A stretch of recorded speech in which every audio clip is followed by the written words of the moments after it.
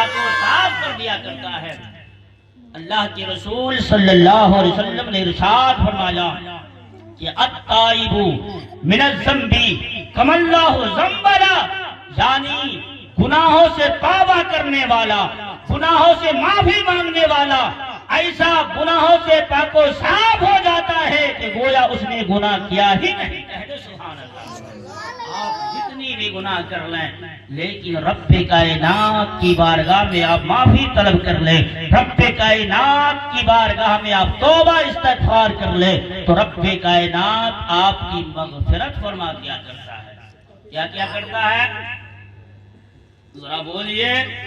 رب کائنات معاف فرما دیا کرتا ہے۔ اب دنیا کے میٹر آپ دیکھ لیں کہ دنیا میں آپ کسی کی یہاں نوکری کر رہے ہیں، کسی کا کام کر رہے ہیں، کسی کی یہاں سروس کر رہے ہیں، آپ اگر غلطی کرتے ہیں تو ایک بار آپ کی معافی، دو بار آپ کی معافی ہو جائے گی، بہت رحم کار ہے تو تیسری بار بھی معافی ہو جائے گی، مگر آپ بار بار غلطی کرتے ہیں، معافی طلب کرتے ہیں، پھر آپ کو معافی نہیں ملنے والی ہے، آپ کو نوکری سے نکال دیا جائے گا، آپ کو اپنے دروازے سے بھگا دیا جائے گا۔ مگر میرے رب کائنات اتنا رحم کرنے والا ہے، رحمان و رحیم ہے کہ بندہ گناہ کر کر کے تھک جاتا ہے اور پھر رب کائنات کی بارگاہ میں صرف توبہ استغفار پڑھ لیتا ہے، اپنے گناہوں سے تائب ہو جاتا ہے، اپنے گناہوں کو معافی چاہ لیتا ہے تو پھر رب کائنات فوراً اس کی بخشش فرما دیا کرتا ہے۔ کہتے سبحان اللہ۔ فوراً حدیث پاک میں آیا کہ ایک بدکار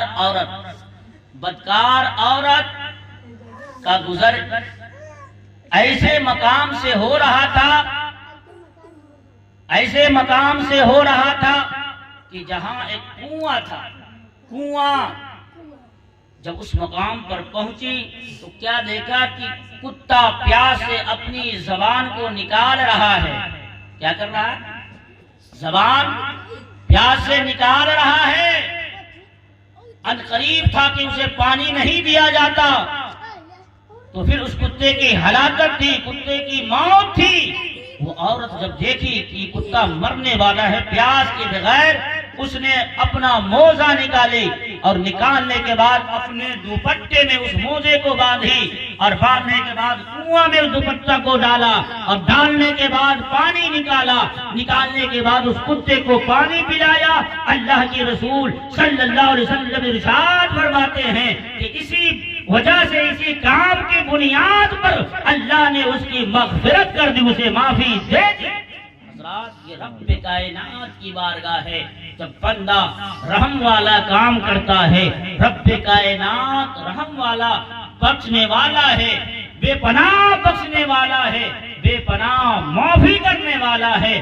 مگر حضرات، میرا معاملہ یہ ہے کہ ہم تو گناہ پر گناہ کرتے ہیں، ہم تو جو ہے اللہ کی عبادت اور ریاضت چھوڑتے ہوئے نظر آتے ہیں، ہم اللہ کی بتائے باتوں سے کوسوں دور نظر آتے ہیں، مگر وہ رات آ رہی ہے جس میں ہم اپنے گناہوں کو طلب کر سکتے ہیں، گناہوں کی معافی مانگ سکتے ہیں، مگر ہم تو کھاتے ہیں اور پھر اس کے بعد عبادت بھی نہیں کرتے اور سو جاتے ہیں اپنے بستروں پر۔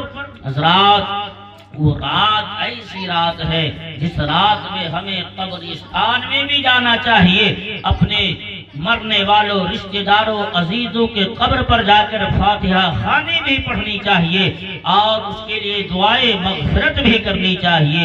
اے پیارے آقا صلی اللہ علیہ وسلم کے دیوانوں، اللہ تعالیٰ اتنا رحم ہے، اتنا رحم کرنے والا ہے کہ اگر آپ اپنے لیے بھی دعا کرتے ہیں، اپنے مرحومین کے لیے بھی دعا کرتے ہیں تو اللہ تعالیٰ آپ کی دعاؤں کو سنتا ہے اور سننے کے بعد مغفرت فرما دیا کرتا ہے۔ اللہ کی رسول جناب محمد رسول اللہ صلی اللہ علیہ وسلم کی بارگاہ میں ایک شخص آیا جن کے ہاتھ پہ کمبل تھا، جن کے ہاتھ پہ کمبل رکھا ہوا تھا۔ اللہ اکبر! جب میرے رسول کی بارگاہ میں وہ شخص آیا تو فوراً اس کمبل کو ہٹایا اور یہ عرض کرنے لگا، اے اللہ کے رسول جناب محمد رسول اللہ صلی اللہ تعالی علیہ وآلہ وسلم، میں ایک جھاڑی سے ایک جنگل سے گزر رہا تھا، ایک جھاڑی سے گزر رہا تھا، میں نے سنا کہ کچھ ایک جگہ پر کچھ چڑیا کے بچے بول رہے تھے۔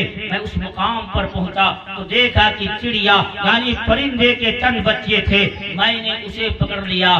اللہ اکبر کبیرہ، جب میں نے پکڑا، اے اللہ کے رسول صلی اللہ علیہ وسلم، یہ چڑیوں کی ماں نے جو ہے مجھ پر جو ہے میرے سروں پر ناچنا شروع کر دی، میرے سروں پر چکر لگانا شروع کر دی۔